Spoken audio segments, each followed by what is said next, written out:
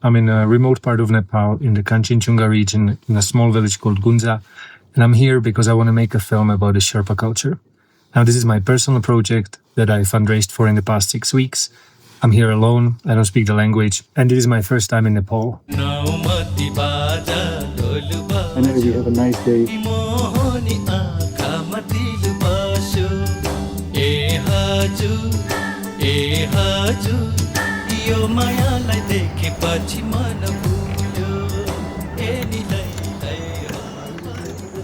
So as I said, I made it to Gunza and I'm going to be based here for the next 12 days probably. And my main goal right now is to find the direction for the film and the right characters. As I've been hiking up, and you can watch that in the previous video, I've had time to think and I've had some time to experience a little bit of the Sherpa culture. One thing that really resonated with me is the Sherpa women, because they are very welcoming, very warm, but they're at the same time very powerful. They have this very strong and grounding presence. And so that's something that on a personal level resonated with me, and I might take this direction. I haven't decided yet, and I'm gonna still give it 1 or 2 more days to see what happens while I'm here in the village, talking to the locals and so on. But I'll keep you updated. Now it's around 6 a.m. The sun is just rising over the mountain peaks, and I'm gonna go get a breakfast. All right, guys, now it's around 10:30 a.m. I walked around the village a little bit, and it's really beautiful here. There's a few challenges that I'm kind of encountering, so I just want to kind of go through those challenges and just give you an idea of how I think about these and how I'm trying to solve these. So challenge number 1 is, as I said, location-wise, because we are nestled in a valley. The super nice morning light doesn't hit here. We get light in the village around 7:30 a.m., 8 a.m., but the sun is already quite high, so the morning light is quite harsh. So that's challenge number 1. I'll probably have to overcome it by shooting a lot of blue hour, but there's not a lot of other light sources, like yellow light coming out of the windows because the lamps would be on and so on. So because of this, I will probably focus on shooting mornings and afternoons outside, going for that blue hour kind of, low contrast look. And then when the sun gets high, I'll try to get inside. Challenge number 2 is obviously the language. So I don't speak the language, and it's so different to any other languages I know. I have no idea what people are talking about. Obviously, I have Ishi here, which is great, helping me with translations and stuff. But I know that because of this language barrier, I cannot do in-depth interviews, really poking into, emotional, personal topics, because it will be difficult. And so what I'm thinking is I need to prepare a set of questions for whichever topic I decide to go for. And these questions should be tailored enough to evoke the answers that I'm looking for, to evoke emotion. Yes. Which finger? This one? This, yeah. This one? 1, And then? 2, 3. Yeah. 2, Okay. 3. So you can drink. You can just take maybe. Sorry for the lighting situation, guys, but not only that, I've had a few obstacles and a little bit of downs today because of the story and stuff, but on top of that, my 20mm Canon FD lens basically has a malfunction, and I think it's because of the cold. I don't know if metal expands or compresses because of the cold, but when I move the aperture on the FD lens, it automatically goes to 22 because the pressure between the CMOD mount and the ring is lower than before. And I think that's because of the cold. So I'm just trying to figure out how to fix it. I took the lens apart and then put it back again. When I was putting it back again, because of the cold, my screwdriver cracked. So another great obstacle. And yeah, so now I have to figure out how to fix it so that the aperture stays in the place. Probably just a duct tape or something similar. But yeah, it is what it is. All right, so I managed to fix the lens. I've put 2 small pieces of duct tape on it, and currently it's locked on f4. So that's what I'm shooting with on the 20mm. And yeah, I always have a little bit of a duct tape and some sort of a tool like a Swiss knife or similar with you. Solo filmmaking 101.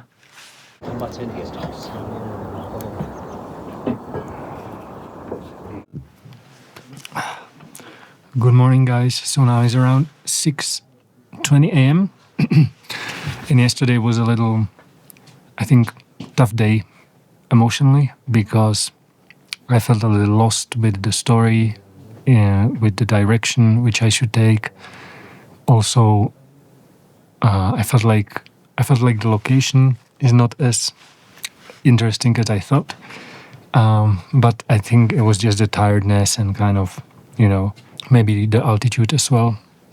But then in the afternoon it improved because Ishi was incredible, and he found a really interesting character that we can film today. So we definitely have one of the characters is a former climber, climbed Everest 9 times, Kanchenjunga 3 times, and then retired, and now he just has a lodge. Very, very interesting person, you'll see. So right now, feeling much better. I still haven't decided on the direction of the film.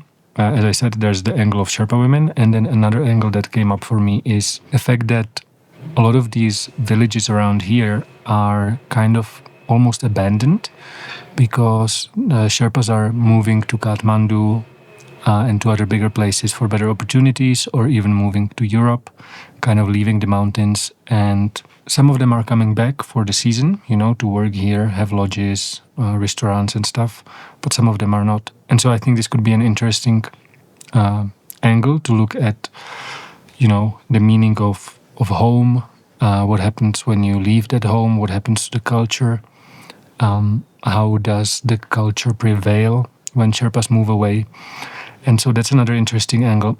I think one of these angles is definitely the direction I'm going to take, but I still have to decide. My mind is a little foggy, so it's kind of difficult to make a decision because I feel like there's so many options also with, asking the questions and which questions to ask.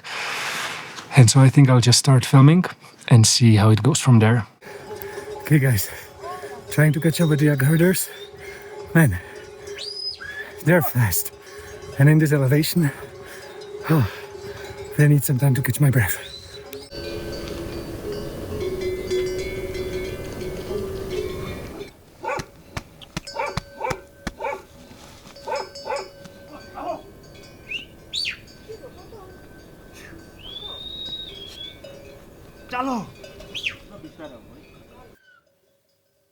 Good picture. Yeah.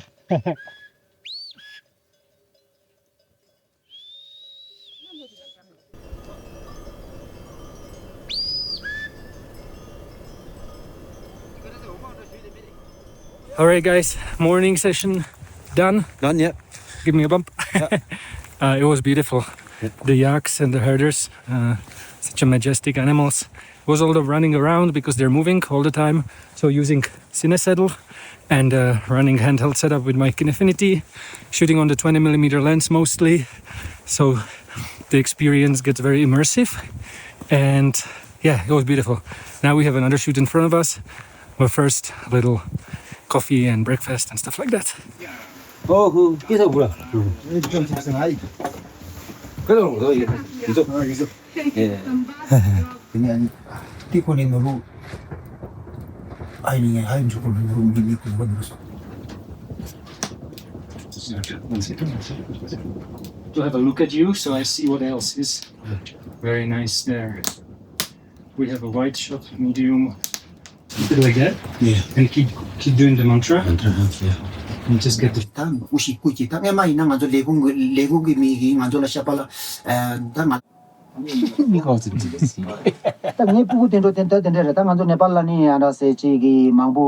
Alright, guys, we have finished the morning shoots and I'm really happy with how it went. We got the yak herders leaving the village and then one more character, which is super beautiful. The location and the natural light was incredible. So I'm really happy we started filming and started, getting some stuff done. I've also decided on the angle for the film, and it's not going to be the Sherpa women because I realized I would need much more time and much more research on the characters in order to make this film the way I imagine it. And most of the characters we have so far are male, so I've decided that instead the angle is going to be the contradiction of people leaving this place for better opportunities, but then also people coming back, and kind of what is a Sherpa culture and what is home for Sherpas. So that's the direction I'm going on now, and I think I'm going to stick to that. And just to add one more thing, guys.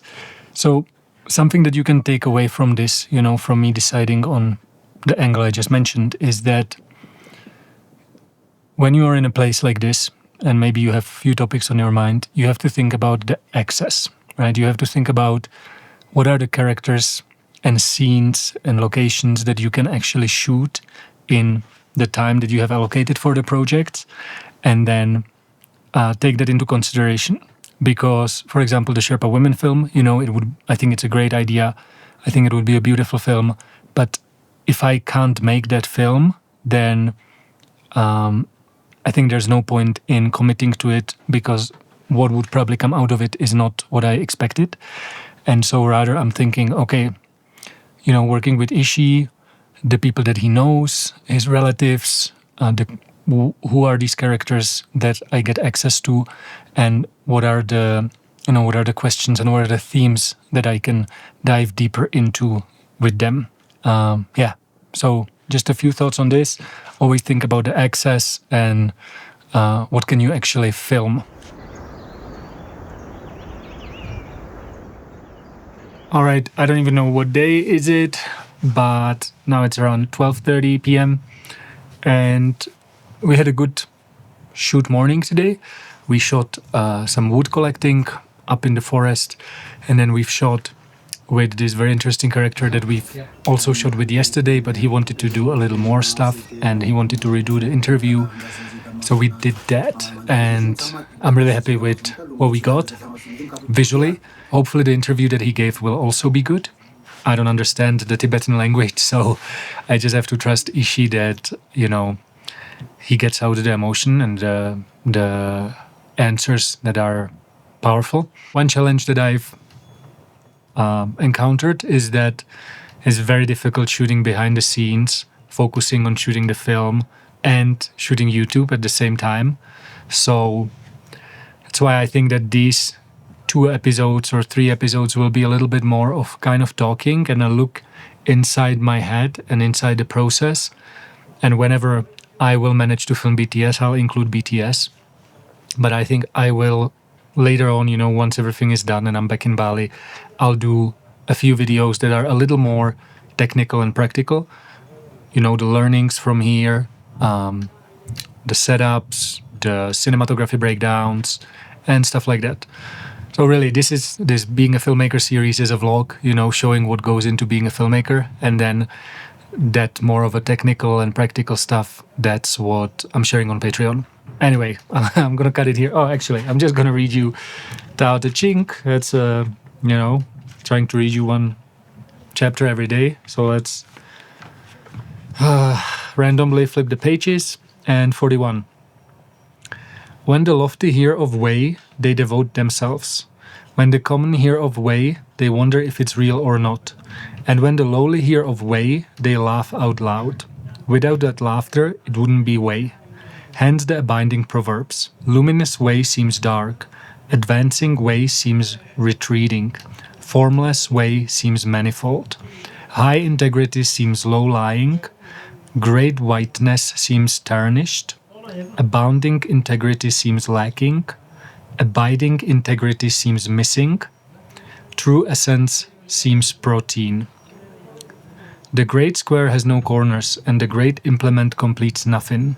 The great voice sounds fate, and the great image has no shape. Way remains hidden and nameless, but it alone nourishes and brings to completion. So when they say way, they actually mean Tao. And I have this book in an audio version from a different author, and he uses the term Tao, which I actually prefer compared to way. So from now I'm gonna actually be reading way as a Tao. Anyway, guys, yeah, gonna chill for the rest of the day. Might go get a coffee, connect to a Wi-Fi just to check emails, and then yeah, keep on planning and keep on figuring out what's next for the scenes and for the shoot days.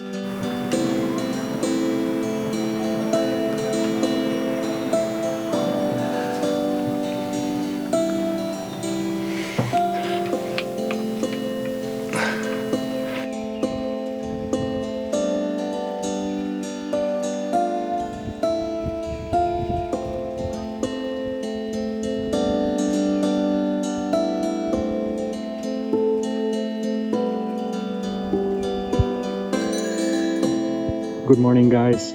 So finally we have a nice day, which means set up the camera and I'm getting some time lapses of the mountains because the sun is just hitting them really beautifully and kind of creeping down to the valley.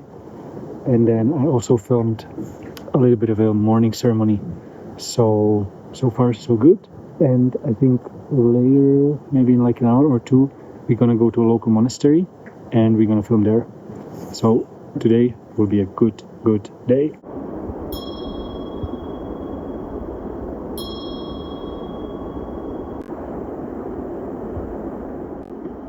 Now is around 10:20 a.m. and we finished our morning shoots. It was again very good day today. We still have one more shoot in the afternoon, but we shot a little traditional ceremony that Sherpas do every morning, and then we also went to a local monastery to shoot some scenes there. Both of these scenes are beautiful, and I'm sure that they're gonna make it into the final film. We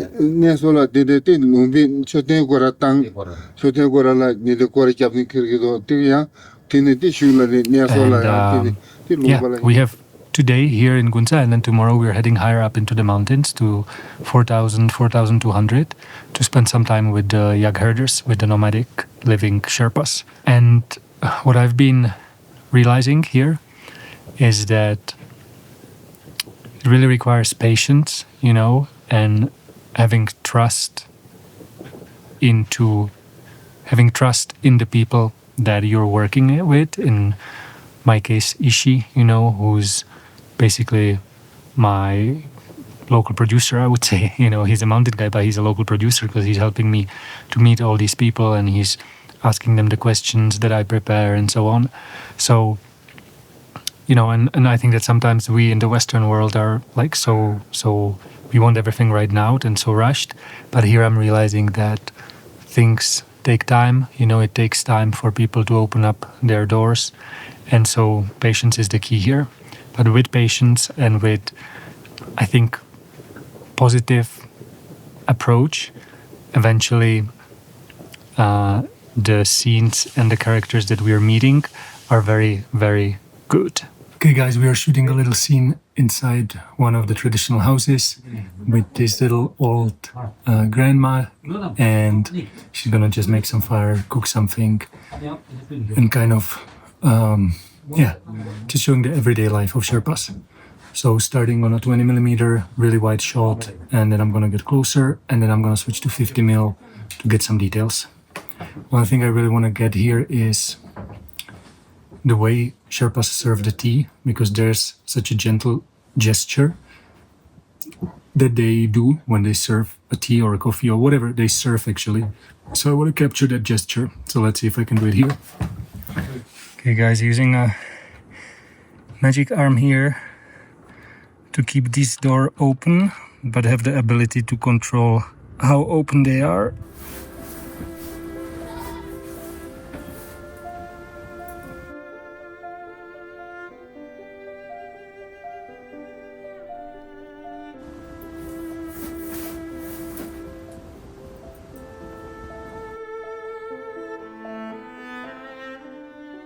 The tea is already here. Then So we can just put it in the cup.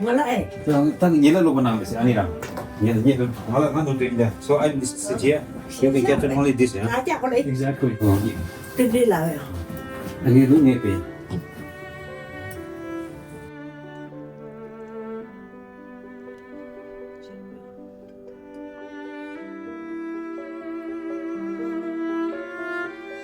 A second shoot of the day wrapped, and I'm really happy with the scene. I already had a look at it in my computer and it looks really good.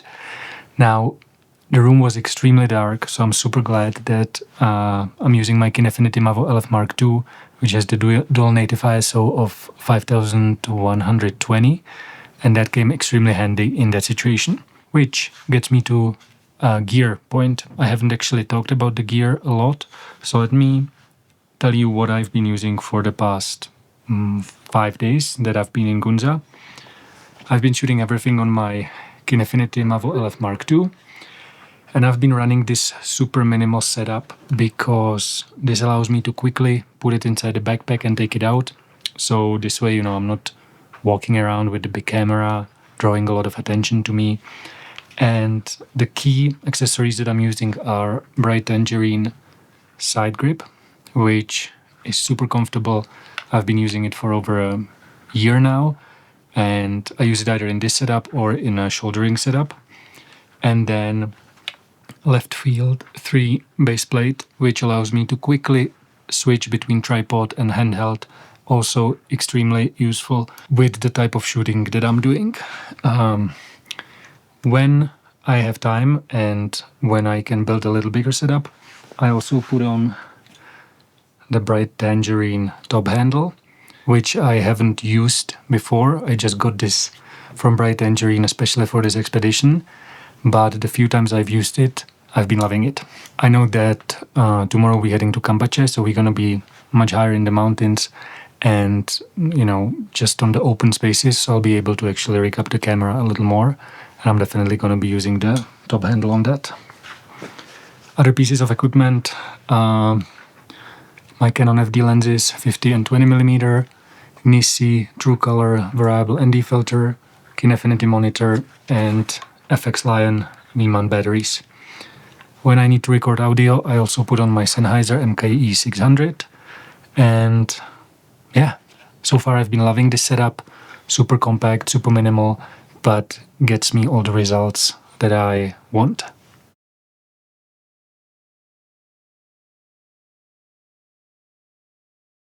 Good morning, guys. So now it's around 5:50 a.m. I just finished my morning qigong, and in about an hour or two we're gonna start trekking up into the mountains to meet the nomad yak herders. So really exciting, and we're gonna spend probably 1.5 days with them filming. So yeah, something I'm really looking forward to.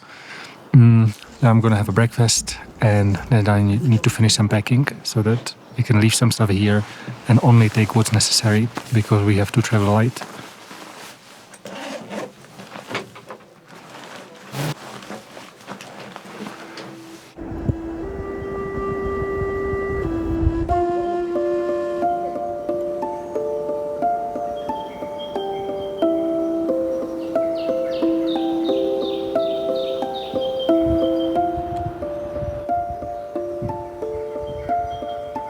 We're going somewhere over there.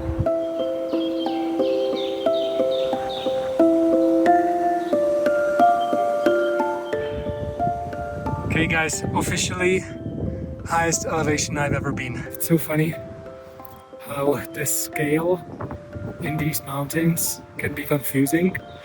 It's like an hour and a half ago, we were back there on a peak looking at where I'm sitting right now. And from that distance, that looked like a small little hill that will take us 10 to 15 minutes to get up. But now when I'm here, it's actually a proper mountain. Yeah. So scale can be very, very deceiving in the Himalayas.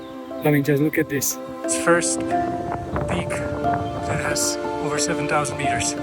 7,710. Over there, Kumbakarna.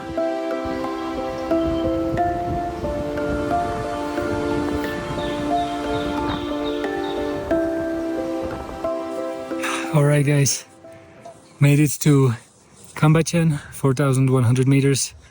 Coffee, yak chilling behind me, and look at those views. I'm gonna spend the next 2 nights here filming with the nomads and see what else I can capture. I'm on a solo mission. Create some content for one of the partners of the expedition, Cora Outdoor. She's the base layer, functional clothing that I'm wearing. So I'm trying to find a nice viewpoint in order to make a little social media reel, 15 to 30 seconds. So we made it to Kambachen, which is around 4,200 meters high, and it looks beautiful. We are above the tree line, so the landscapes are much more open, and it's crazy to basically be surrounded by these huge mountains. So even though we are already very high, for example, for European standards, it still just feels like so small, because we have the Kumbakarna over there, 7,800 meters. There's other peaks which are probably 6,000, 6,500, 7,000. And so it feels really grounding and really makes you feel really small. Another thing why it feels good to be here is that I can just walk around freely with the camera, and it's so much easier to move in the landscape. You know, there's different small peaks and mountains that I can climb to get beautiful landscape shots. So I'm gonna definitely start doing that. And tomorrow we're gonna film with the yak herders, which I'm really looking forward to. So I'm gonna end the video here, and in the next episode we're gonna film with the yak herders. We're gonna go down to Gunza again, do some more filming there, and we're also gonna go down to Fole to film with the Buddhist monks. Very special ceremony. So stay tuned for that, and I'll see you in the next one. Peace.